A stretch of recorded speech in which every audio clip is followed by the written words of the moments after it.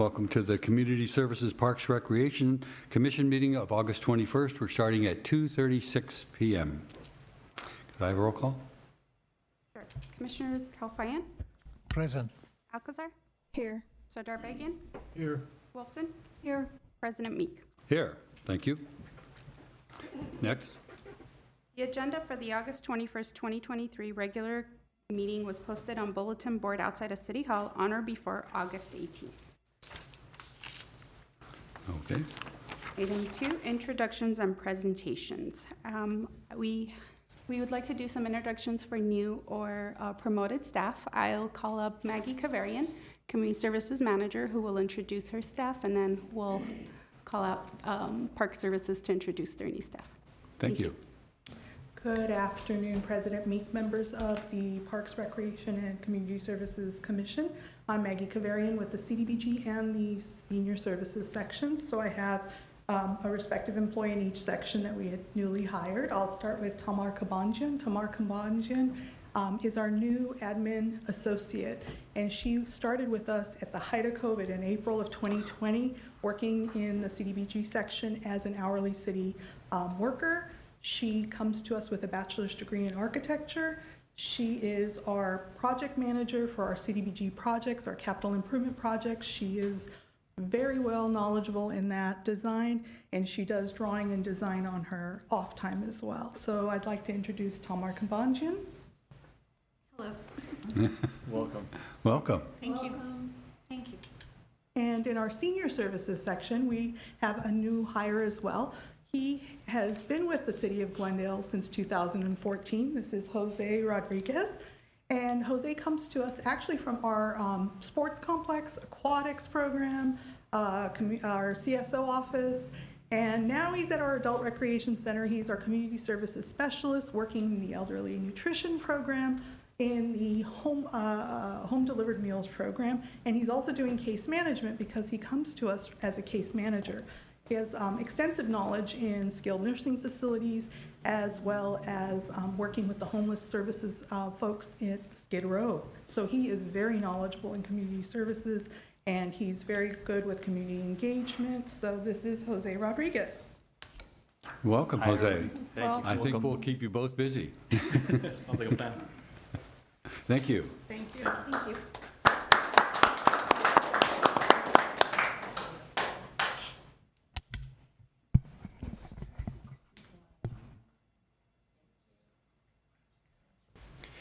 President Meek, members of the commission, we also have some promotions and appointments in the Park Services section. I've invited each senior manager to join us today to introduce their respective staff.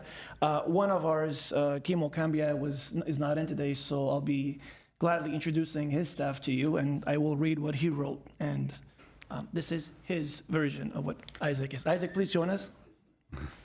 It gets a little personal, so. Isaac Gonzalez has been employed by the City of Glendale since July of 1998, so slightly over 25 years. He started out as an hourly position as a seasoned laborer, going up the ranks through various positions to his current one as park maintenance supervisor. He was appointed supervisor end of July 31st. Isaac is a valued asset to the department and instrumental in helping staff to keep up with the ever-demanding maintenance of our parks in Glendale.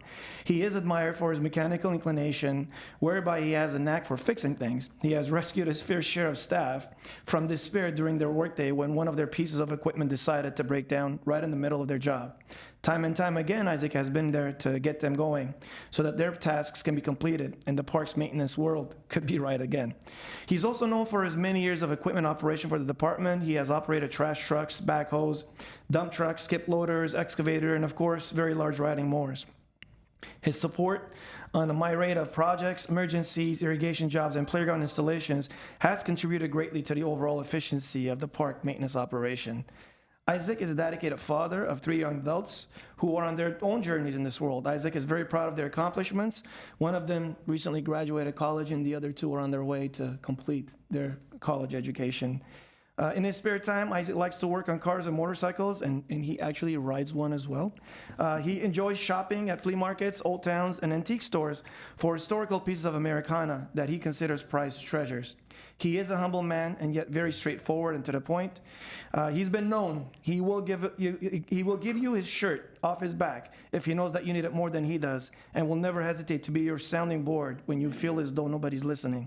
His many years of experience and wisdom have given way to his recent promotion to park maintenance supervisors, and I'm proud to present him as our supervisor, Isaac Gonzalez.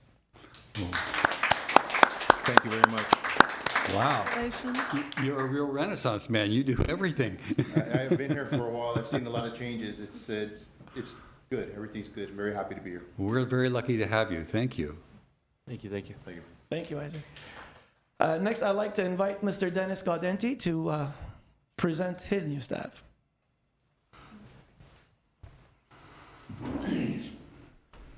Good afternoon, everyone. I'm here to introduce our new supervisor addition to our Parks Department. This is Jesus Arias Jr.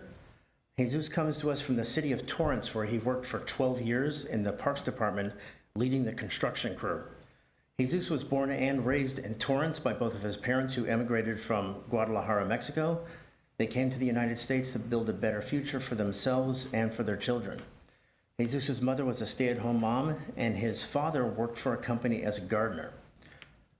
Jesus' father found his passion for landscaping, and after a while of saving, he was able to take out a loan to purchase the company he worked for.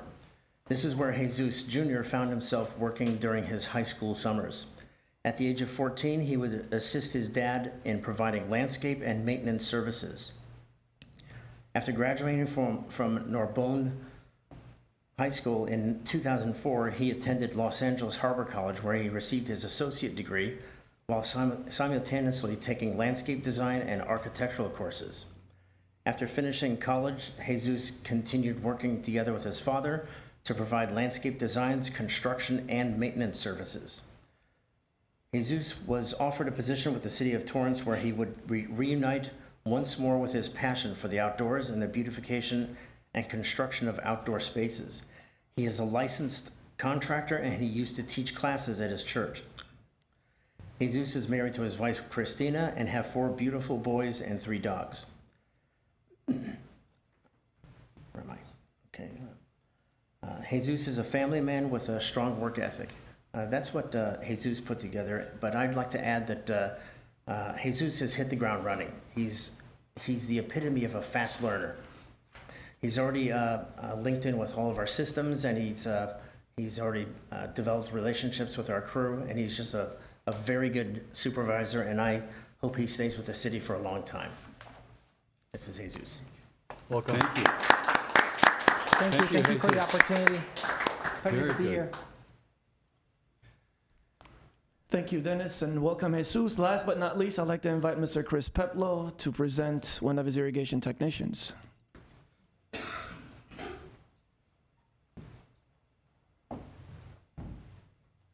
Good afternoon, everyone. I'm Chris. I'd like to introduce you to Lazaro Esparza. He goes by Kenny. He was Lazaro III, and his grandmother got sick of having so many Lazaros around, so she started calling him Kenny. True story. Kenny's been with us for 3 years as an hourly, and we're so happy that he stayed because he's just a remarkable employee and just a great team member.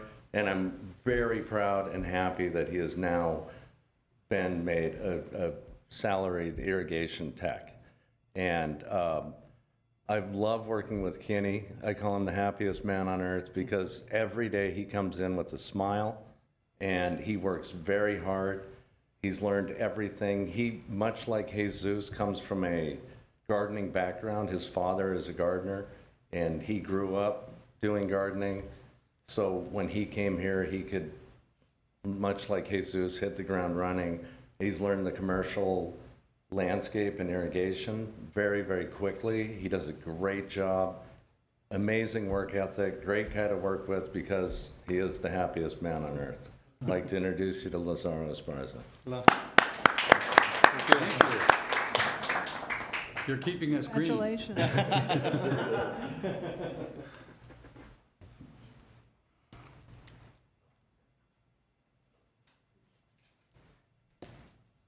Sorry, Chris, I had to record because the guys wanted to see a video of you and Dennis. I did. I had to record him. You guys wearing? Thank you.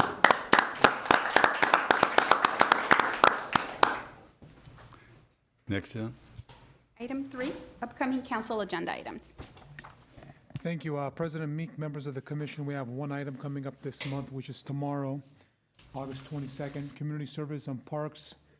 regarding the Community Impact Arts Grant Award that we received from LA County Department of Arts and Culture in the amount of $9,200 for our summer concert series. Thank you. Next. Item 4, commission staff comments. Did anyone have any? I have Okay, a couple of Susan? things. First of all, I wanted to say I attended the cruise night, and I wanted to say thank you to the staff for all the hard work that they put into this and other events too. But the cruise night is a fairly major event, and it provides opportunities for the Glendale community and the greater LA community to enjoy themselves on the evening and explore our downtown area, and maybe it's a boost for our downtown businesses too. People might see a storefront and go, oh yeah, you know, I forgot that was there, and you know, I'm gonna come and get whatever, have a meal, or you know, whatever the business may be. So I really enjoyed it. And then I wanted to just ask, I mean, at my house, Hillary was kind of it was like no big deal, but I just wanted to see if any of our facilities were damaged or what have you. Yes, President Meek, members of Commission, Commissioner Wolfson, that's a good question. We had done a lot of prep work, so yeah, we got a lot of heavy rain at times, and we did not have any significant impacts in our parks, other than a couple of branches here and there that, you know, tend to happen during rains and winds. We have not experienced anything significant. Now, we haven't done a full assessment of our trails to see if the water runoffs have done any damage, but given the fact that Hillary didn't hit our section as bad as it did the San Bernardino's and, you know, the Palm Springs, we anticipate minor damage, but nothing significant. Great, Excellent. thank you. I actually drove through Brand Park last night and this morning, and it seemed completely normal, so I don't think anything's been damaged. Do you have anything? Just a question. Will the feasibility study for the dog park be coming back to us soon? Yes, President Meek, the feasibility study is scheduled to come to a commission in September. We're waiting on the consultant to finalize their report to share with us so we can review it internally, get it ready for presentation to commission. I believe it's the 18th of September that is scheduled to be in front of commission. Okay. And after commission meeting, we'll be, you know, incorporating your feedback, and the goal is to take it to council first meeting in October, which I believe right now is October 10th. That is currently the tentative schedule. Okay, thank you. Next item, please. Oral communications, and I believe I have no cards and no callers. Okay, we can move on to next item. Next item is consent. The following are routine and may be acted upon by one motion. Any member of the commission or audience requesting separate consideration may do so before making a proposed motion. I have approval of minutes of the commission special meeting held on June 26th. Okay. Do we need a vote on that? Okay, can we have a roll? Is there any discussion? I can move to approve the minutes of the commission special meeting held on June 26, 2023. I will second that. Roll call? Commissioner Kalfayan? Yes. Alcazar? Yes. Sardarbakian? I was not present at the last meeting, so I'll abstain. Wilson? Yes. President Meek. Yes. Next, we have action items. We have a selection of ex officio student non-voting members for the Parks, Recreation, Community Services Commission at 7A1, resolution adopting procedures, standards, and rules for the appointment of student ex officio non-voting members to the Parks, Recreation, and Community Services Commission. Item 2, motion selecting 2 voting members of the Parks, Recreation, and Community Services Commission to serve as an ad hoc student member selection committee to screen applicants, select and interview qualified candidates, and recommend to the commission appointment of 2 student ex officio non-voting members. President Meek, members of the commission, we do have a brief presentation to go over this report. On March 7th, council adopted ordinance 6005, which modified the GMC 2.60, which sets the rules for the Parks Commission. And the ordinance modified the municipal code, stating that commission can establish the qualifications, the terms, procedures, standards, and rules for the appointment of the non-voting student members, and select up to 2 Glendale students as non-voting members and appoint by a majority vote of the voting commissioners, the two student ex officio members. Staff has prepared some or recommended some qualifications that we would like for you to consider. It is up to the commission to set the procedures and the standards. So everything before you is a recommendation that staff is proposing. And then after, you're welcome to discuss and provide direction to staff on how you would like to proceed. So some of the qualifications are set in the GMC, and some were determined based on what other commissions within the city are doing. So based on the qualifications that we're proposing, the ex officio members must reside in the city of Glendale at the time of application and during incumbency, must be a student attending high school or college, must be under 25 years of age at the time of appointment, should have interest in park planning and maintenance, recreation, and human services programs, must be available during commission meetings, dates, and times, can commit a minimum of 2 hours of meeting time and 2 hours of preparation time per month to the commission, must have a reliable means of transportation to get to the commission meetings. The terms for the ex officio members would be a 1-year term each. Staff is proposing that it begin annually on September 1st, and the term would end on August 31st. It would be an annual appointment at the August meeting to begin the term in September. I realize that we're already in the August meeting, so this year we did get a little bit of a late start. So this is kind of proposing the procedures for next year. For this year, I think we would fast track and are proposing to for you to identify the 2 commissioners that would form the selection committee, and in the next month or during this month, you would prepare, evaluate the applications and come back to commission and recommend the 2 students to begin at the September meeting. And staff would coordinate with the city clerk's office to have them sworn in at the September meeting to be able to meet the timeline that we're proposing. So this year would kind of be fast tracked. The evaluation period is short, but this is kind of setting the standards and the procedures for ongoing for future years. So the first year, there'd actually be like a month short of a year term? Not if they start September 1st, President Meek. So if the selection committee comes back to the commission in September and the commission approves the 2 ex officio members that are selected or that will be recommended to commission, then they would start next month with you at the September meeting. So they would technically wouldn't be short of a month if the commission approves the 2 that will be recommended, assuming you go with what staff is proposing and recommending.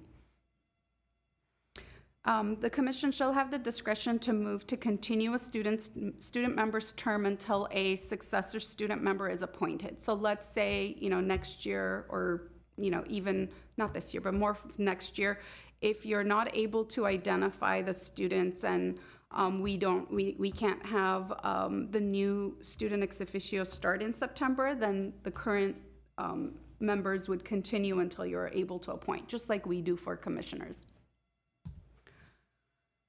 Recruitment. So staff is proposing that outreach would generally begin in April annually. We would update the commission website to include the recruitment flyer and application and the application information for the ex officio non-voting members. We would create a press release to inform the public that this opportunity is available, promote the opportunity on the department's newsletter, city connections, and social media. In coordination with the commissioners, we would reach out to the high schools to notify, and the college to notify them of the opportunity so that the students are aware and know to apply, and work with local organizations such as the Glendale Youth Alliance to promote the opportunity. The application period would open in early May and close mid-June annually. So this would give the selection committee enough time to review the applications and vet through the applicants and be ready to bring back a recommendation to the commission in August. What is required as part of the application packet is an application, 2 letters of recommendation, not written by family members, but more so, school officials, scouts, if they're part of any service organization, so anybody but family, and a 250 to 500 word statement of interest and purpose, which basically sets out the student letting us know why they think they're the best candidate for this position. The student member selection committee, which would be made up of 2 commissioners, would be selected by commission. So, should the commission agree with what staff's recommending at this meeting, you would approve a motion selecting the 2 committee members, the 2 commissioners that would make up the selection committee. And then generally this would happen in June, so you would have time. But at this time, because we're late in the process, we're asking you to do so at this meeting. The selection committee will review all the applications along with the statement of purpose and interest and the recommendation letters. You will select 2 or more of the most qualified candidates to be interviewed, and it's up to the selection committee in that year, or you could set that standard now if you choose as a commission. For example, do you want to interview the top 2 candidates, or do you want to interview the top 5 candidates to be able to bring back the 2 recommendations to the commission? So staff is recommending that, each year the selection committee could decide, but you are also welcome to specify that as a commission if you choose to do so. The committee will select up to 2 candidates to be recommended for appointment to the commission, and every effort should be made to appoint 1 high school student and 1 college student. That's set in the GMC, but let's say you don't have any college applicants, then it would be okay to select 2 high school, or if you didn't have any high school applicants, it would be okay to select 2 college. But if you have enough applications from both high school and college, every effort should be made to select 1 from each group. And then the Parks Commission will appoint the recommended student ex officio non-voting members at the August meeting annually. And for this year, we'll do it at the September meeting, so that they could begin their term in September. So as I mentioned, this year, because it was new and the ordinance went into effect, and we canceled the meeting last month, we had already started as a city advertising all the student ex officio opportunities in one flyer. So the flyer was advertised. The closing period for the applications was July 1st. The Parks Commission has actually received 15 applications. We have 9 high school students that are interested and 6 college level students that are interested.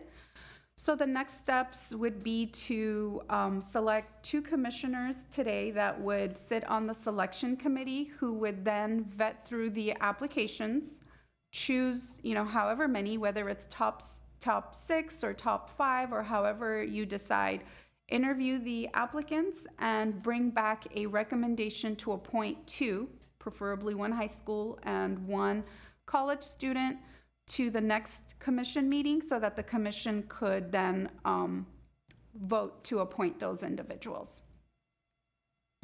That concludes my presentation. If you have any questions, I'd be more than happy to answer. Questions?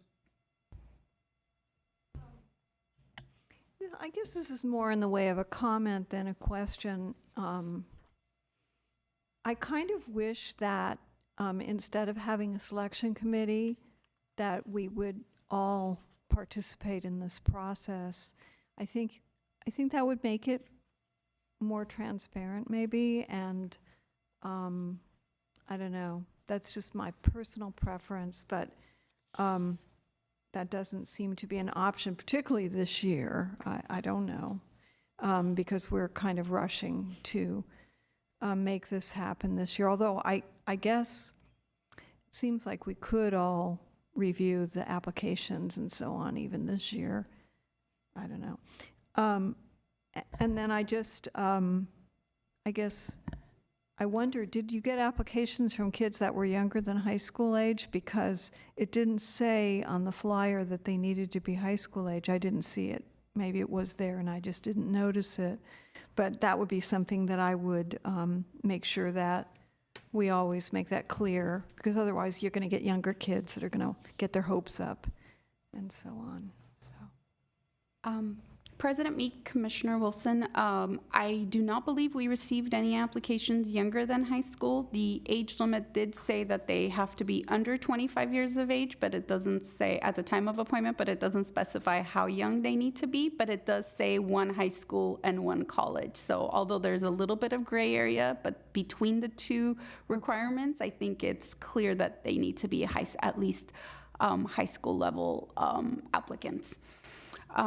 And to address your first comment, it really is up to the commission. So I think we're here today I know we're kind of late in the game this year in the sense of establishing procedures going for this year, but that does not mean that it can't be done different going forward. So the commission should you choose, could advise staff on how you'd like to proceed. If you'd like to do this as a group, just keep in mind that, in whatever year, however many applications you have, you'd have to interview every single one of them. And that could take more than, the 2 hours on a regular commission meeting, and that's okay. I just want you to keep that in mind. If you do want to do so, you are welcome to, as a group, give direction to staff and proceed that way.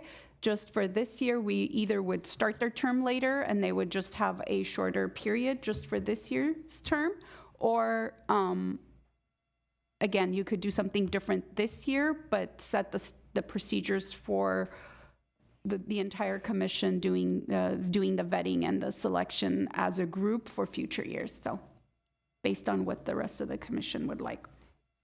Oh, yeah, there was one other thing. You said something about interviewing 2 top candidates or something like that, but if we're going to appoint 2, I think it would be good to interview more than 2. Commissioner Wolfson, yes. If I didn't mean to interview 2 to select 2, absolutely, you would need to, my chair. I was warned too. You definitely would want to interview more than 2 from each group at least to be able to select 2 total for the appointment. Thank you. No, I understand. I think it makes. Go ahead. Question if we have a committee. Mike.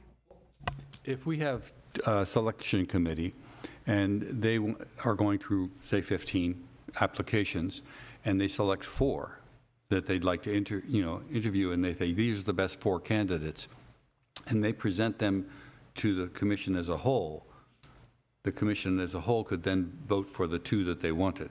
Is that correct? President Meek, yes. If the selection committee would like to interview all 15, select top 4 to bring back to commission to interview to select 2 for the opportunity, absolutely. The procedures could be set that way, where you define that the selection committee will interview all candidates, select top 4 to bring back to commission to interview for selection of 2 or appointment of 2.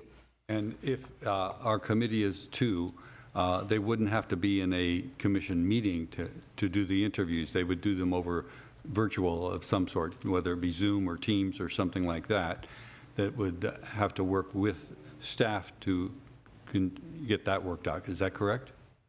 Correct. If the selection committee would like to interview all of the candidates, those interviews would be done outside of the meeting, and then only the top whatever you select. If you choose to interview as a group, you would select that the selection committee bring back top whatever number that you designate to commission to be interviewed during your meeting. So the selection committee, the reason there's 2 members is to avoid the Brown Act. So Right. You could meet outside of the commission meetings and outside of noticed and advertised meetings. So the selection committee can do the vetting, whatever the vetting will look like based on what commission direction we get, outside of the commission meeting, and bring back whatever you however many you designate to be interviewed during the meeting. Yes. Okay, thank you. Actually, so just kind of finding it a little bit, I guess, difficult for like a high school student to be interviewed live on TV, you know, kind of being vetted. I would find that to be a little bit of a problem with them. I think that it would be better if kind of the selection committee, now if, you know, all 5 of us are going to be on it, if 3 people, whatever it is, that I think, especially for the younger students, they would feel a lot more comfortable and just be able to express themselves in a private interview as opposed to kind of being judged, you know, in front of everyone. So my recommendation would be not to do any kind of interviews on live TV. President Meek, Commissioner Sartor-Begin, it's absolutely up to the commission how you choose to go about that. You can, but whether you want to or not, it's absolutely up to the majority of the commission how you would like to proceed. Okay. Go ahead. May I ask how, if you're aware, how the Sustainability Commission selects their student commissioners? Because I believe they have 1 or 2 that they have actively been participating. Commissioner Alcazar, my understanding is it's the selection committee, so they do it like staff is recommending, which is a selection committee made up of 2 commissioners, does the vetting outside of commission meetings, and then they bring back the 2 that they have selected as a recommendation to the commission for appointment. So there is no live interviews. It's done by the selection committee, and then the commission approves essentially the stamp of approval because it needs to be approved by the majority of the voting commission during the meeting. Right, okay. Yeah, I think I agree with Commissioner Sartor-Begin because it would feel like if we were interviewing candidates live, that sort of like a reality show where some people get eliminated, I feel like, which wouldn't feel right. So on that, yeah, I think I would say I would want to stick to the interviews outside of the commission meeting with 2 of the commissioners being the selection committee. I did have other comments, if I can just continue on. Yeah. Thanks. I am wondering if we were to have our high school students, I see that there's a principal's approval required, but they are going to miss school, right? Because our meeting is during school time. So there's that thought. And then I thought for the standard about recruitment, specifically C4, that mentions every high school in Glendale, as well as Glendale Community College. I'd hope to expand that to other colleges. I know it's a nitpicky thing again, but for example, I know a lot of people in Glendale who go to Pasadena Community College or even Northridge. For example, I started at Glendale Community College and then transferred to USC, but I always lived in Glendale and would have loved to have this opportunity. So if we can add and surrounding colleges, that would be great.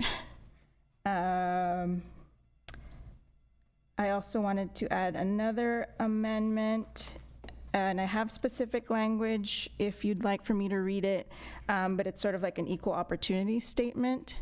I don't know if it should be an additional number, a separate section that happens at the end, or yeah, maybe an F, standard F that can be added.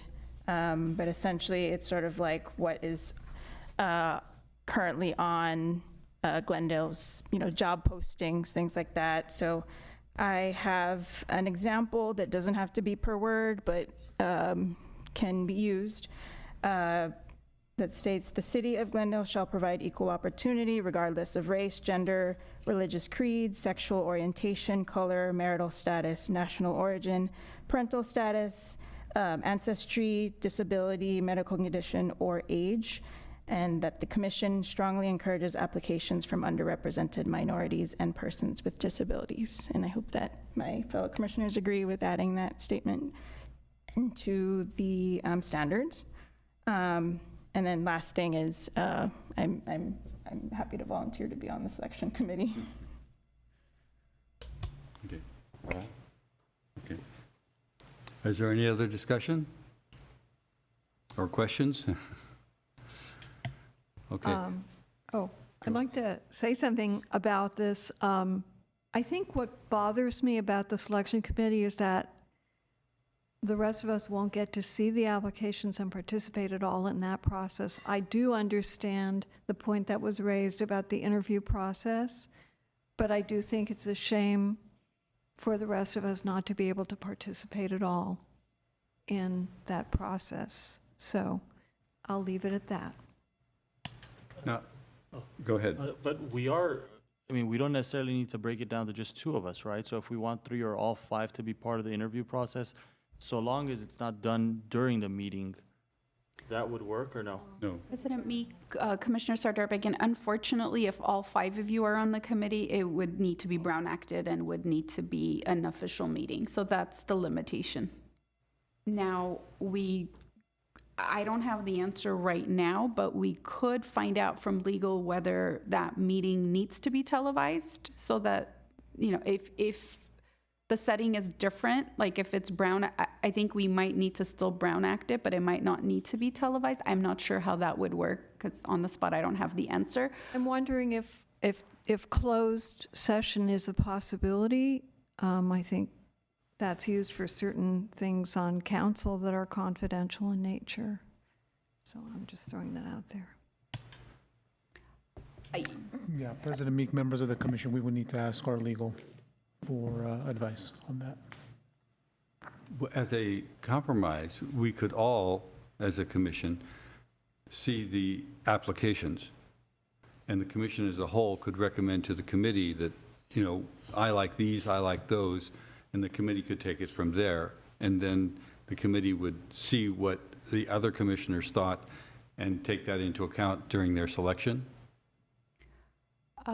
President Meek, I would just, I think Brown Act and the discussions that would happen outside of the commission meeting might kick in. So I think, yes, you can, as long as it's done during a live meeting, which means you have to allow for enough time to review the applications, come to a meeting, provide your feedback to the selection committee for the selection committee to then go continue to vet and interview and bring back the selection. So I think the reason why not all 5 can do it unless it's a Brown Acted meeting is because of the need to discuss it outside of the meeting, and then the decision could be made, or you could also tell them, no, you know, select this person, or I want you to look into this person. So I think to avoid there being discussion outside of the notice meeting, I think it has to be only 2 commissioners that would be on the selection committee, and direction cannot be given outside of the meeting. Okay, thank you. Okay. I'm not sure I understand why we think there would be that discussion that would be improper like that for this particular item as opposed to anything else. I mean, you could make the case that, you know, anything that's on the agenda we might, you know, violate in that way, and hopefully we wouldn't. I make it a point to be very careful in what I do, but I don't think this is any different from any other agenda item in that regard. So, but that's just why. Commissioner Wolfson, President Meek, just to clarify, I'm not saying that the commission can't see the applications. I'm just saying you can't have a discussion or tell the committee which applications to consider or interview or review. So you could all look at the applications if you choose to do so, but you can't have a discussion, just like you shouldn't on any other item, about that item. So if you want to give any direction to the committee to consider as part of the selection process, it needs to be done during the noticed and Brown Acted meetings. That's all. You can review the applications as long as, like any other item, you don't discuss it outside of a meeting. And except for this year, because we don't have time to do that this year, but I would think maybe in subsequent years we could do that. We could have the applications considered at a noticed meeting, we all discuss, we all vote, and then the selection committee would conduct the private interviews. Thank you. Could you expand on that a little bit for me? I'm sorry. Okay, so on the timeline that we had set out, it's on a previous slide, I believe it said normally we would have applications come and close, say, mid-June. So we could theoretically have a noticed meeting in, say, July, recommend to the selection committee that they interview, say, 4 candidates out of the pack, and then they could conduct the interviews outside of our televised and noticed meetings and come back and make a recommendation to us, say, in August, and we would appoint in September. Is that clear, or do I need to back up and clarify it further? What you're saying is, so in an open meeting, we would say, for example, I recommend candidate A and C, you recommend D and F, Right. and then everyone makes their recommendations, and the chosen 2 would then go and do their The interview. selection committee would conduct the interviews outside of a noticed meeting so that we don't embarrass, our candidates. Understand. Fair enough? Okay, thank you. Just a thought, if maybe we, for this term, go with the selection committee of 2, and then we could also bring this back early next year, after you consult with, or maybe later this year, after you consult with the city attorney, and then potentially reevaluate how our selection committee is formed then, and the interview process. Does that work? Makes sense. I'm seeing nods. Okay. I think I said that this year, because we're behind, we can't, our hands are kind of tied. Right. But I'm just saying for subsequent years, it would be nice if more people on the commission could participate in the initial screening process and be part of that, participate in it, because I think we all care about youth that'll be chosen, and we want to offer this opportunity. We want to be part of that. And just because, of the nature of how things tend to go, it's possible that some people who would like to participate won't be able to for a variety of reasons otherwise. Thank you. Okay, is there a motion, Regina, you made the revisions? I did. We need some motions. Well, I guess we could, For this year right, alone. right. Okay. I guess should we do that in 2 separate motions to request that you come back Yes. regarding? President Meek, members of the commission, if I may, I know, Commissioner Alcazar, you made a recommendation which I didn't catch about the college. Could you specify which section you were referring to about the Sure. Glendale College versus other colleges? Recruitment C. Yeah, recruitment, C4. C4. C4. Okay, got it. So at this time, if it's 2 different items, so a resolution to set the procedures and the standards, and a motion appointing the 2 commissioners to the selection committee. So if you want to take them as 2 different items, the resolution, if somebody wants to move a resolution with the recommendations made by Commissioner Alcazar, if the majority is in agreement with those comments, and then you can add that this year. The process will be through the selection committee if you agree with all the recommendations made by staff, and then bring it back for future years to determine the process. So I have a question. Can we then, go ahead and select voting members for our selection committee this year and defer finalizing the procedures? Or would we be somehow out of compliance doing it that way this year? Commissioner Wilson, the only reason we want to make sure is you agree with the rest of the recommendations. So we could always say with, the selection committee is just for this year, but the standards, so the period in which we advertise, the age, the number of applicants, like all of that, we want to make sure that you agree. If you agree with everything else, at least we'll have our procedures. If you don't want to vote on any of that, we just need the selection committee to know what they're vetting. So that's why we need the commission to at least say, do you agree with the qualifications? The term is per GMC, but do you agree with the term? Do you agree with the recruitment process, the application? As long as you all agree on that, we want to make sure that the selection committee that you're going to appoint knows what to look for in the applications and that you agree with all of that. So that's why I would like for you to at least vote for a resolution setting those standards for this year, and then you could revisit it for next year. Thank you. Okay, I move that we accept those, I move that we adopt the procedures, standards, and rules as laid out by staff. With the revisions that were made, Okay, so with her revisions, Commissioner Alcazar's revisions. is there a second? Is that something I could second? I do. Okay. Roll call, please. Oh, did you have something to say? Okay, roll call. Commissioners Kalfayan, Yes. Alcazar, Yes.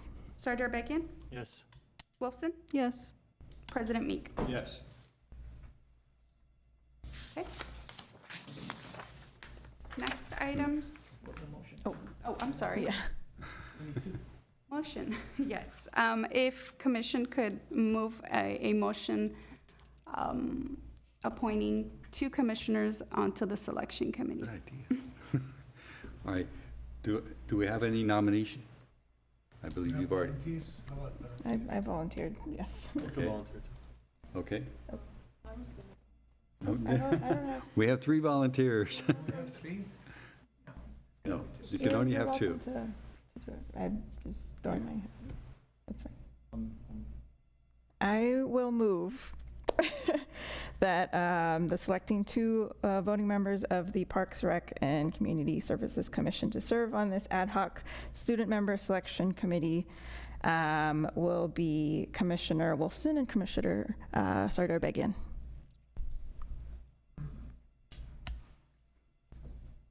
Is there a second? Is there a second?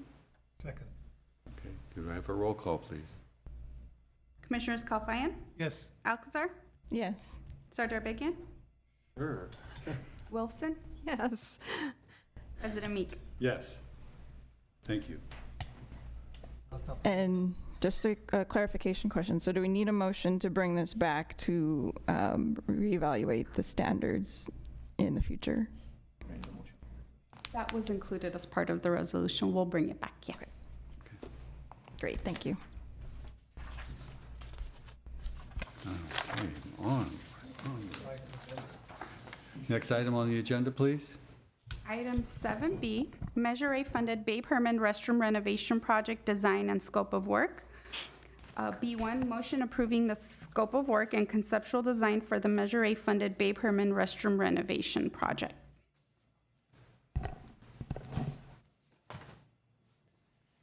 Hello, good afternoon, President Meeks, Commissioners.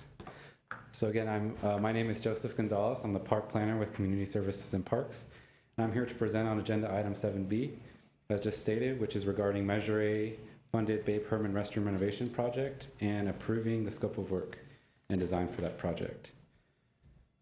Next slide.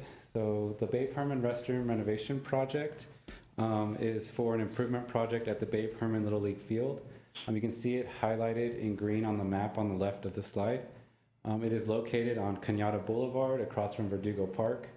It is in the parking lot of the Babe Herman Little League Field, just north of the field, and it shares a parking lot with the Dad's Club. And the building itself is actually connected to the fire station number 24. The Little League Field was built in 1953. And so the scope of this project is to renovate the existing restrooms there and to address the necessary infrastructure improvements as well as ADA accessibility improvements both inside the restroom facility and leading to the restroom on the exterior. This project is being funded through LA County Measure A, with a budget of $450,000. And so we're utilizing our annual allocation to the county measure to fund this improvement project.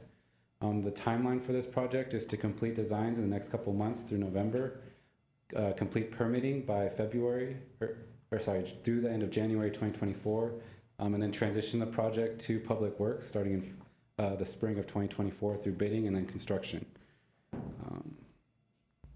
And so here's a picture of the exterior of the restroom building.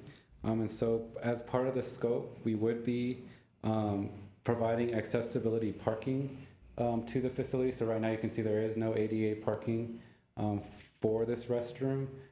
So essentially we would designate a parking location, add in a parking aisle that's required for an ADA stall, install a new parallel curb ramp. And so right now you can see on the left side of the image is actually the curb cut that currently exists, which is not connected to the parking lot and actually is in the middle of the driveway. And so we would resolve that and create an actual ADA route from the parking stall to the restroom. I'd also mention, as part of the outdoor improvements, there will be a high-low drinking fountain and dog fountain that will be on the exterior wall. And we also wanted to address some of the ADA access improvements that are currently in the restroom right now. On the right side, you can see images of the girls' restroom or the women's restroom, which does exceed the threshold allowance for ADA, which I believe is a 1/4 inch of transition. And so that elevation is not ADA acceptable. As well, you can see the driveway and curb cut. The curb cut is in the driveway, which is potentially a hazard for wheelchair users.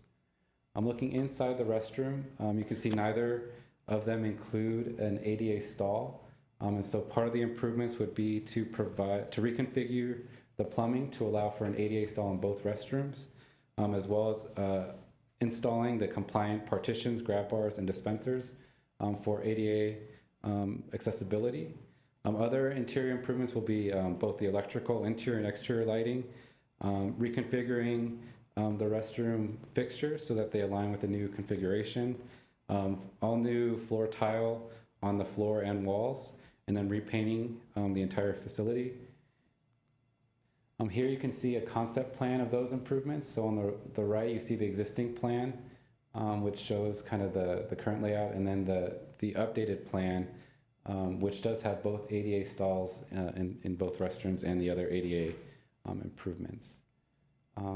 Just wanted to mention that we did receive 3 comments through email for this project. Essentially, all 3 were just recommending additional improvements, such as a hand dryer to save on paper towels. 2 emails did request for a diaper change table in both restrooms. Additional amenities included like secured storage, emergency call boxes. One person did ask if the men's restroom could be unisex, so that if the women's was backed up, they could utilize the men's restroom, which is not typical in our public restrooms. So, but just wanted to summarize at least those public comments. Otherwise, the recommendation is for the Parks, Recreation, and Community Services Commission to adopt a motion approving the scope of work and concept design for the Bay Permanent Restroom Improvement Project. And that concludes the presentation, and I'm opening up the floor to questions. Okay, let's start questions. I just had one quick question. In the materials in the staff report, it showed a fee from IARC, the architectural, and then there was an estimate of $450,000. I was just wondering if the $450 includes that fee, or is that separate? Do you know? So that does include the design fees, and I believe the design fees were around $52,000. Yeah, $50,836, I think. Yeah, thank you. That's correct. So that is inclusive of the $450 in that budget. Andrew? No comment. I like it. Regina? Thank you for your presentation. I did have a comment similar to what someone called in or emailed in about, which is actually doing non-gendered restrooms that, you know, usually also include changing tables. So either parents can go into any restroom, regardless of, 'what their identity is. And both restrooms can have, you know, a toilet and a urinal. That's perfectly normal too. I've seen that. So I was wondering if that would throw off the whole project and change your scope of work and increase costs. Commissioner Alcazar, in terms of adding the diaper changing, we've actually had done it for both men and women's restrooms when we've done renovations, and we'll work with the consultant to see how accommodatable that could be in this particular layout and design. These restrooms are not being constructed anew. These restrooms exist, so we have to work with the constraints of the size of the restrooms. But if doable in both of them, we can actually install the diaper changing station. That's not going to be an issue. And as far as the water closets go, whether it's a urinal and or the toilet, as you can see, it can accommodate both. Both of them have it. On the screen, you can see on the left-hand side, it actually has 2 stalls, which is generally the women's. We don't do urinals in the women's. A gentleman can also use a typical restroom, doesn't need to have a urinal. So without changing the layout, it still can accommodate for that. And the concept of making gender neutral, there's quite a bit of discussion at different levels which restrooms people can choose to use. So it still keeps it open without having to make any major changes to the layout and the concept. That still can be addressed. So the only thing that's left Understood. to address is the baby changing stations, and if it fits, both of them will be able to accommodate it in both. Gotcha. I guess I was thinking more of, for example, at the airport where it's one stall that has a door could also potentially be used as a family restroom. And could also, kids also need to change clothes sometimes. So that makes it more accommodating, to me anyway. But I'm hearing that the current configure, you're not changing wall layouts or any of that, which would add costs to. So Commissioner Alcazar, to address that question, we are actually shying away from those designs as we currently have at a couple of facilities. We have that facility at Cerritos where it's an individual restroom. Doesn't matter, it could be unisex, family, you go in, but you lock yourself in to conduct your business. We have that same thing over at Pacific, as well as, it's not ARC, the building, this freestanding building down at the south end of ARC. We've had numerous issues with that. Individuals go inside and lock themselves in and basically monopolize the use of the restroom. And there's all kinds of activities that happen when the restroom is secured to individual use.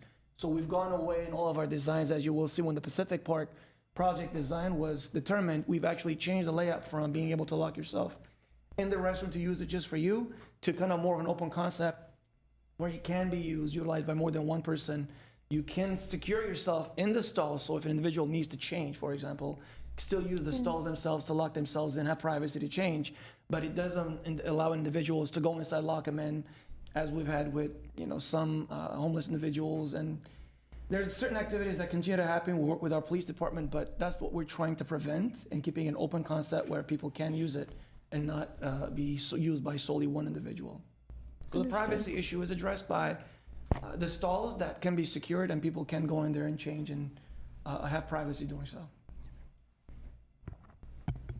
I actually just had a question. As far as lighting, especially just outside of the entryways, how much lighting is there? Because I think that adds a giant security blanket, especially at parks where at night sometimes it does get dark. And some of the older parks, the lighting immediately outside of the bathroom is pretty dim, so. You want to address it, Joe? Well, it is part of the scope then to address the lighting. So it's unclear what it'll be at this point because we haven't. So once we get this approval on this concept, we're going to give the notice to proceed to the architects to finalize the drawings and make any other adjustments to the scope that we've discussed. And then they'll finalize the specifications at that point. But if you want to make a note to ensure that the lighting is especially useful at night, so that it's seeable, or if you want a floodlight or those types of. Yeah, I mean, my recommendation would be both inside the restrooms as well as directly outside. The more lighting, the better. It keeps away, people that kind of see that as a perfect opportunity to commit a crime. Yes, and Commissioner Southerberg, again, it does include both interior and exterior lighting improvements to LED, which tends to be a lot brighter. So our goal has always been to make sure both outside and inside the restroom is lit much better than it is currently. So yes, absolutely will be incorporated in there. Thank you. All right. I had a couple of comments. Ventilation for the restrooms. Is that included in the electrical work that you were discussing? So the restrooms currently have openings that allow for natural ventilation. I do not believe that we're currently looking at additional ventilation in the. So in general, President Meek, if the restroom has the general openings that are designed to allow the restroom to ventilate, we don't add any additional ventilation, and it seems to have worked for us. The restrooms that are a lot more kind of secured and closed off, that don't have any ventilation, those are ones we consider in upgrades to add the ventilation. As you can see from this particular screenshot, the very top end actually has the opening, so that's the natural ventilation for the restroom. Okay. Based on the original walkthrough and scope, which we've done last couple of years, we've determined that not to be an issue, and we're focusing on areas of most concern, which is ADA accessibility, lighting, plumbing, the safety of the people, and of course, the parking ADA accommodations that are necessary to conduct the upgrades. Can you go back to the previous slide for a moment with the parking? The sign that there on the right, all of the parking spaces say it's for the Dad's Club only. Are you changing that? President Meek, members of the commission, as of now, we won't be changing that. It's part of their agreement. They have a long-term agreement that the city would need to provide them parking spaces for their events and programs at the facility. So how are you providing an ADA parking space? We have a few handicap ADA spaces there, I believe, correct? They're not marked. They're not marked. Then we would need to provide the handicap spaces So for them. we can just mark it and it still says ADA for dads? Yes. Okay. And Commissioner, President Meek, if I may add, if there is an ADA parking spot, even though it says Dad's Club only, just general California rule allows individuals with like the placards, handicap placards, to be able to park at any handicap spot, so they'll be able to use it. Okay. And it'll be something we have to confer with Dad's Clubs, make sure they understand they may be using this, and they may not be visiting the Dad's Club. So that's part of the requirement for ADA, that there needs to be one near the restroom, and we're gonna utilize one. And yes, the rest of the parking lot, because it is a dual use, the Dad's Club uses it. The main parking for the ball field is south end, parking lot 34, 32, I forget. 34. So main users of the parking, of the field will be parking there. Whereas this particular location is mostly used by the Dad's Club. But that handicap spot that we're gonna be placing as part of this upgrade can be used by members of the public as well. Okay. And are there, on the south side, there's ADA parking there also? I'm just thinking, because you can go around the court and there's no steps till you get to the actual restroom at the moment. I'm almost certain that there are ADA parking spots in the south end of that facility. I don't have a count. No, that's fine, as long as there are some. Sideline, I was up there today, and what used to be a snack bar is how I called it. It could be a storage building now, because there's just padlocks on it. I saw it has definite needs. It isn't part of the scope of this project, but that and the field itself seems to be not functional at the moment. So are these projects in the works also? So President Meek, as far as the field goes, the field is being utilized by Little Leagues as well as the school on a regular basis. So the field gets some time to be relaxed in, I believe, in the winter before the league starts. We take it over and we do some renovation to the turf, infield, outfield, and have it available for when the season starts for the league. As far as the structure, it currently is not part of the scope of work. Right. When we looked at this scope, we focused on the restroom, because it was being utilized versus the concession stand that was not being utilized. And we focused our energies and efforts based on the funding and the direction to focus on the restroom. It doesn't preclude us from taking a look at that and developing what the scope would be and bring it to the process for capital projects in the future to look at that particular stand and then see what the renovations for that would be. So we'd have to come back with a scope of work to develop one for that particular concession building, and then see what requirements for ADA comes along with that particular change. So currently, we're only funded, and this project is dedicated only to the restroom, but if that's a direction for commission for future capital projects, we can evaluate that and include it in our capital projects plan as a future project. I sort of, I mean, it'd be nice to paint it, but there are a couple of tools like shovel and squeegee or something like this, sweeper for the court, that is next to that building and next to the backstop, and there is one gate that locks them in. The gate is falling off its hinge. Also, in the field itself, there's a 6-foot chain link fence at the back of the infield, blocking it off from the outfield. And I thought that was rather odd. But that's up there. And you can just go up and take a look and see if there's something that needs to be done, not as part of a capital improvement project, but just as a repair. Yes, President Mink, absolutely. Those could be just maintenance-related issues. The gates or whatnot, we'll evaluate and have an FSR put in to have it replaced if need be or fixed. And the other fences and the tools could be because they may have been working on the field. Sometimes we allow the users also to store some of their equipment in little areas, caged areas, so they can have access to their own equipment and tools. We'll take a look at all of that, but whatever fencing doesn't belong in the field may be part of maintenance, we can easily get those addressed. When I was up there today, it just looked odd that there was this fence blocking the outfield. And so I just wanted to bring that up and have somebody take a look at it. So there is also the infield maintenance that we had conducted, and it is highly probable that still in the mix of it being getting the rest, because it was seeded over. Every summer, we take on a number of fields to renovate, and then we do the infills. Any facility that has an infield, the ball field, will be renovated. We start that process, I think we started in August and let it rest until end of September. We get 2 months when the field is not in use. Babe Herman has an infield. Teresa just highlighted, you haven't opened it yet. Yeah, so it underwent the renovation. So the infield is kind of closed off, so it gets its rest for us to turn it over when the season starts again and we turn it back to the leagues, which would be October. Okay, thank you very much. Thanks for the reminder.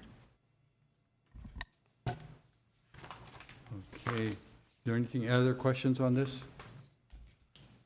So, President Meek, to clarify, is Commission giving us direction to consider the concession building for future capital projects, so we can note that in our evaluation process and preparing for next year's capital funding projects? If it's used for anything besides storage, is that building? The reason I'm asking is that, it just looks bad, especially if you're going to fix up the restroom. And if it's used for anything, it should be in good shape. I would like you to look at it for future work.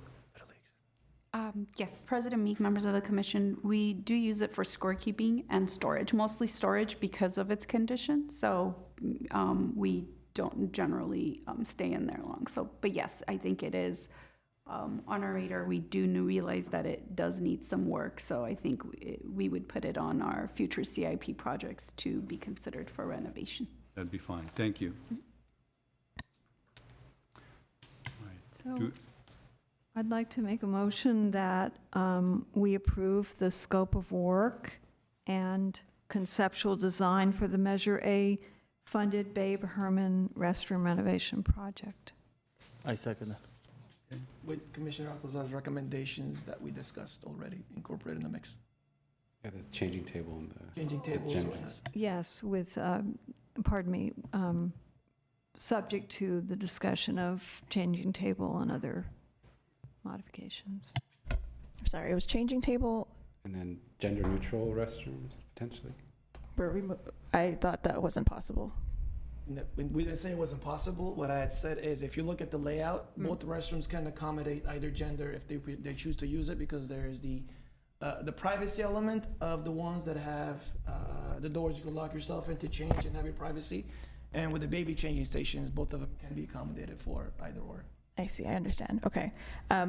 Maybe I'm might be misunderstood. I think I wanted to move away from the binary uses of restrooms, which is, usually male and female restrooms, because the spectrum goes beyond that. And I think there are different ways to think about design of public restrooms that, can be welcoming environments, but at the same time, try to consider the sort of the negative challenges of individual stalls that get locked and are unable to be used by other people when needed. But I think I haven't looked into recommendations for that yet, so I can't provide you with on-the-spot information. Unfortunately, if I was going to vote no if we were going to move forward with this design, just for full transparency. But if the group wants to consider this a little further, I would want to bring this back and push the timeline a little bit, if that's okay, to actually reconsider this design into something that's non-binary. But that's just a thought. I don't know. I don't see heads being nodded, so maybe I'm okay with moving forward with Commissioner Wolfson's motion, and I have my my opinions there. So Just to, Can Go I ahead, say Commissioner something? Wilson. I don't want to be insensitive in any way to that because it is a legitimate concern, but at the same time, we're dealing with a historical kind of, it's kind of a historical building that was laid out a certain way, and due to that constraint, maybe maybe this is a case where we can go with that for the time being, and as new places are built, hopefully they will be accommodating in that way and more sensitive to that issue. Make sense? That's all I can say about that. And President Meek, members of the commission, nothing precludes us from asking our consultant that this was an issue and concern that was brought up by our commission, what recommendations they have for us to incorporate that to the best of their ability to accommodate the request that you had raised. So we can always work with the consultant, hey, here's a request that came from a commission, how can we make this happen, given the layout that we have? Now, we won't be tearing this building down, again, we're not gonna be moving any walls, but what approaches have they had experience with in other areas that could help address your concern, if it's feasible? President Meek, It Commissioner. might be as simple as adding a sign, that says open to any person on either restroom, President Meek, Commissioner, Commissioners, I think that might be a more specific general policy discussion, because I think the city would be going a certain way with the way that we sign the restrooms. And so a part of me feels like if unless the commission is giving direction now specific to this, that might be a discussion to be had later down the road. And noticed so that you do hear from your community as well, given the, everything that's been happening in our community and what we've been dealing with in Glendale. So just, that would be my recommendation, is if you want to make it specific to this project, but if it's going to be a general policy decision, then it might be best to be brought forth where the agenda item is clear that that's going to be part of the discussion, so you could hear from the community as well. And just to be sure, if Commissioner Wilson, just to note what if you're making a motion, what you want to include in the motion so that we can. So my motion incorporated, I think, the changing stations, but maybe not reconfiguring the restrooms. Be non-binary? Correct, yeah, at this time, just. If I may come in, the way the restrooms are set up right now, there is no door. Basically, the door is open all the time for both restrooms. If you say it's non-binary, anybody could be walking in, male and female, at the same time. Is that something we want to go for? I think that would get to the larger policy Yeah. change that we need to do before that That's can why I happen. was thinking for this particular project, we should stick with male and female. I would like to have hand dryers rather than paper towels, but, that hasn't really been brought up too much. I just see paper towels everywhere. So if we could stay with that, I think I would go for, the hand dryer and the changing stations, and the rest of the project would leave the same, if that's okay with the rest of my crew. I second that. Just so from an attorney standpoint, just so you know, sometimes those hand dryers that are non-paper, they cause water to drip down, which is a opportunity for someone to slip and fall. So just so, you know. Well, not the hand dryers like this. No, they also, but anyway. President Meek, members of the commission, our policy going forward for the longest time has always been, we don't do paper towels anymore. It's always been hand dryers that we have in our restrooms, in our renovations, and even new restroom construction. It's always hand dryers. And we are conscious of the fact that they do end up dripping and create those possible water. Same conversation when we put the soaps into place, and we've been successful, knock on wood, in being able to address it. But yes, they come with the hand dryers. We don't have paper towels. May I have a motion? Wait, sorry, can I add a clear? We did already have a motion You did have one. with Commissioner Wolfson, yes. If someone seconds it, you could, okay. Can I just ask a question about the policy? Is that something that's in what the Glendale's municipal code Which policy would you be referring to? about restrooms? Specific to the hand dryers, or just No. specific to the weights? That it's separate male and female rooms. Guys, I can't say if it is in the GMC code at this point in time, but just tradition has had it that we've had male and female restrooms. And given, policies now, any individual that identifies themselves as a certain gender has been allowed and does use the gender that they identify with restrooms. So that has not changed. That is state policy that we abide by, but we've maintained our restrooms as identified as men and/or women in its use. So, that's just been generally our standing policy. I don't know if it's written anywhere per se. But to address Got it. your question, people Understood. that identify as a specific gender, we cannot preclude them from using the restroom of the gender they identify with. That is state law. Got it, thank you. Okay, we have a motion and a second.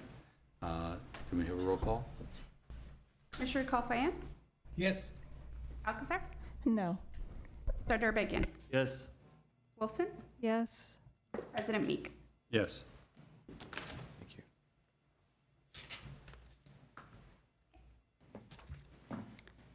Item 7C, we have Central Park ground level sculpture.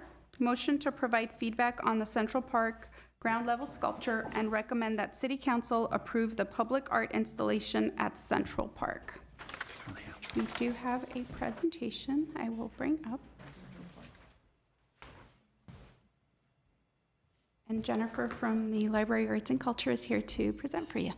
Good afternoon, President Meek, members of the Commission, City staff. Thank you so much for the opportunity to share about the Central Park ground level sculpture. We're very excited about this opportunity, and we're excited to share about the update that we have. Just to provide some background context, in May of 2021, the Arts and Culture Commission began working with LaBasse Projects, which is a public art consultant, to develop a strategic plan for public art opportunities within the city. In August of 2021, LaBasse Projects released our citywide public art landmarks request for qualifications, which include the Central Park ground level sculpture opportunity. The application closed in October of 2021, and we received 256 applications for consideration, so it was a very popular opportunity. In July of 2022, the Arts and Culture staff and LaBasse Projects did meet with the Armenian American Museum to discuss the location of the proposed sculpture, which has then been recommended to the sculpture be located on the Louise Street entrance and exit of Central Park. In May 18th, 2023, the Arts and Culture Commission hosted a regular meeting in which LaBasse Projects provided the 3 finalists for the specific opportunity. And the Arts and Culture Commission did choose on the finalists of Geham Abrahamian's reality series. So I'm going to pull up a visual of what that looks like here. The reality series symbolizes an incremental transformation, a change sparked by an individual.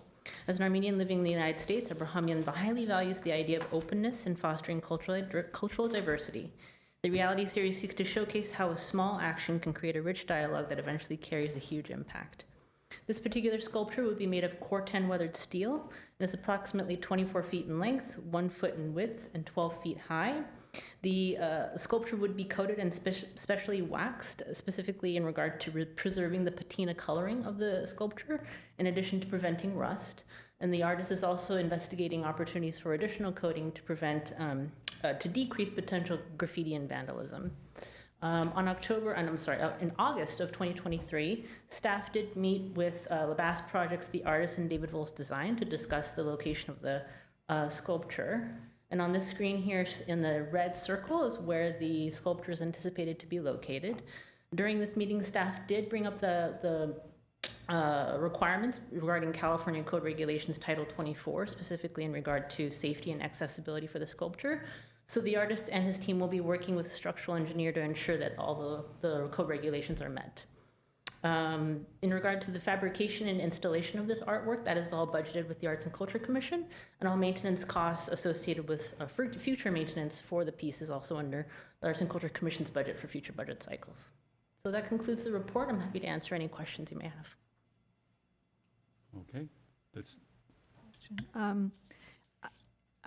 I know this is kind of a silly question, but in the rendering, there's that little guy in a suit. That's not part of the sculpture, right? No, this is for scale, for scale of what the piece would be. That's what I thought. Okay, and I also just wanted to say thank you for Arts and Culture Commission for their work on this, and I'm glad that we don't have to spend any budget dollars on it. No. Thank you for your presentation. I'm very excited that some public art is getting presented to us, and appreciate your time getting some of our thoughts on the design and sculpture. My main concern actually was just with safety. I'm not sure the widths between each of the slats, but it's next to the children's play area, right? So I can imagine a kid's gonna try to get through it, and their limb's gonna get caught, or head's gonna get caught, or a dog's head's gonna get caught. I don't know. Absolutely. But I did see that you're still considering the safety, considerations for like height and maybe the finish and stuff like that. So. Absolutely, that was brought up in our meeting. As a parent, what if a kid tries to go through the little pieces of the slats? So we will be working with a structural engineer, and all the final plans will be approved by park staff and building code and enforcement to the final discussion of the design to ensure the safety. And President Meek, members of the commission, we've been working closely with the Library Arts and Culture Department and Jennifer and her team in the design with the artists and making sure the location selected is ideal. Hence, we included the Central Park Designer DVD and everyone involved from Public Works and us to accommodate the location, the structure itself. We had the same questions as you brought up, and they'll be looking at similar to what we would do for a playground safety. Does it meet all the potential requirements, guidelines, so a kid cannot get their hand or head stuck through it? So they're still going through that process. We're here to get Commission's approval to proceed to the next step of this design being incorporated into the overall master plan, which we are now doing the construction drawings of in the Central Park plan. anything else? No, I love the concept and design. It seems thoughtful, and to me, it looks like fingerprints or a fault line or something like that. So. In the plan, the layout, the ground plan, I see, yes, where you got that, is it going to cover that entire area? Is that a 24-foot area that you're circled, or? President Meek, that's a great question. That's still a tentative location. We're deciding on the final schematics of where the location would be, but that's just a general area of where the sculpture would live. So it could be, up by the other 3 trees, if that's wherever the real entrance of the park is. This is where people would be going through the sculpture, correct? Correct, that's the intention. Okay, and, okay, that's the only question I have then. Can I have a motion? I will move to approve this public art installation at Central Park. I'll second it. Could we have a roll call? Commissioner Falcone? Yes. Officer? Yes. Soderbergh? Yes. Wolfson? Yes. President Meek? Yes. Thank you.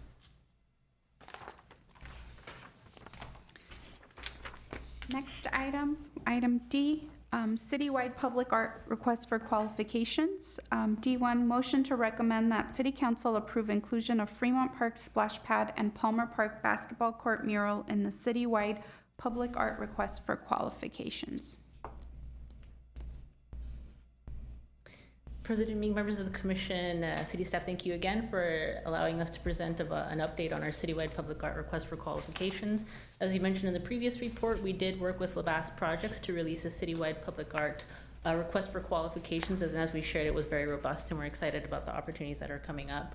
We are working with LaBasse Projects to include additional locations for public art consideration, 2 of which are parks locations. So the first location for potential public art is the Fremont Park splash pad. Staff is proposing that there will be a decorative flooring element, which would be included as part of the splash pad. And then the other opportunity that we're looking at is the Palmer Park basketball court, which we would like to do a decorative mural that would take place on the basketball court itself. We're really excited about these public art opportunities, and I'm happy to answer any questions you may have. Okay, let's start on this end. I'm fine, I'm happy about it. Okay. Again, very excited for more opportunities.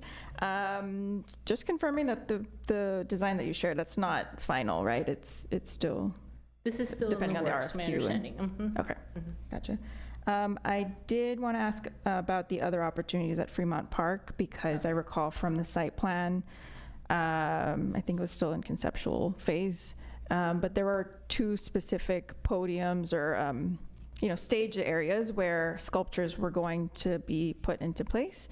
And I'm wondering why they're not necessarily included in this RFQ. Is it because of the timeline? Do they have to kind of expend that funding before a certain time, or just wondering? Thank you for that question. I think the podiums were still a discussion to be had in regard to what was the intention of the podium. So this is why we decided to move forward with the splash pad, because we knew this was a certain opportunity. Yes, Commissioner Alcazar, members of the commission, that is correct. So the podium locations right now is still there. We have not determined how to move forward with those, but we decided, in working with the Library of Arts and Culture, that we have an opportunity that we should not miss and incorporate this particular design. Now, this is the design of the Fremont Park splash pad, because they're moving forward to construction.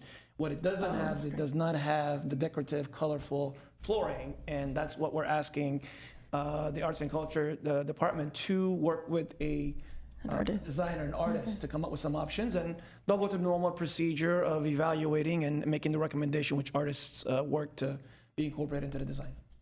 Gotcha. Okay. Great. It's a little dull right now. So Yes. I see the vision. So just to follow up then, will the RFQ open again in the future to accommodate other opportunities? Okay. Absolutely, I wasn't sure yeah, if this this was like a is- final one-time, for all of the projects that the Urban Art Fund's gonna fund. Yeah, I think our intention is to continue opening public art opportunities, so we can definitely consider that in the future. Great. Thank you. Okay, can we go to the basketball court? Is it still the basketball court going to incorporate the pickleball courts? President Meek, at this time, we've only identified this particular site to be a basketball court.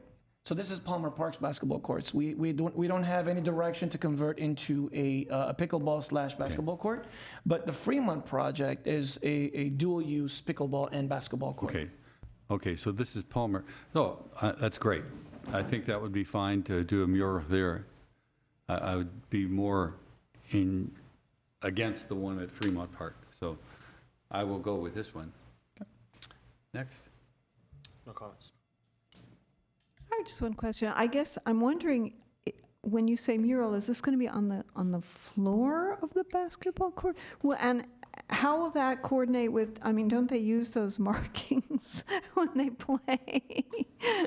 I'm not a real sport person, you. but That's a great question, Commissioner Wolfson. So you're correct, the mural would be on the actual floor of the basketball court, but the artist would take into considerations the sports markings that are required for the sport to take place. So they'll okay, so take the it'd be whole piece some into kind of consideration. whimsical addition to it. One hopes. Correct. Cool. Thank you, Commissioner I Saravagian. wasn't kidding. Okay, thank you. And Jennifer, just to clarify, once you go through your process, similar to what you did with the Central Park project, you'll be bringing the final recommendations of the Arts Culture Commission onto the Parks Commission so they can have their Absolutely. recommendation as well. Absolutely, yes. Once the selection process is made with the Arts and Culture Commission, you'll see me again, and I'll bring the finalists to you for your consideration. Being a lifelong basketball player and fan, I wouldn't mind my face being on the court. We will let the artists know. Yeah, that's an option. Thank you.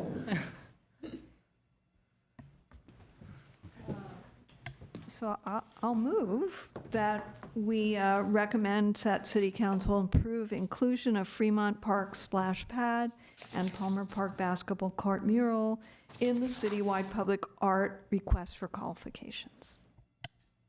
I second. Okay. Could we have a roll call, please? Commissioners Kalfayant, Yes. Alcazar, Yes. Zardarbecky, Yes. Wolfson, Yes. President Meek. Yes. Thank you so much. Next item.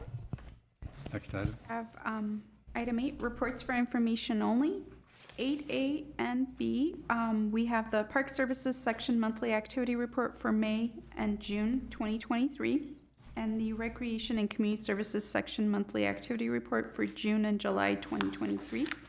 I'm just reading both into the record, as we don't have prepared presentations, but if Commission has any questions about either report, we're happy to answer. Are there any questions? I was looking forward to the report. No questions. I have one comment. I want to say that a shout out to the mostly unsung volunteers who do the Wilderness Day cleanups. I've done that a couple of times in the past, and it's really fun. And I really appreciate that people do that because it helps, I think, a lot.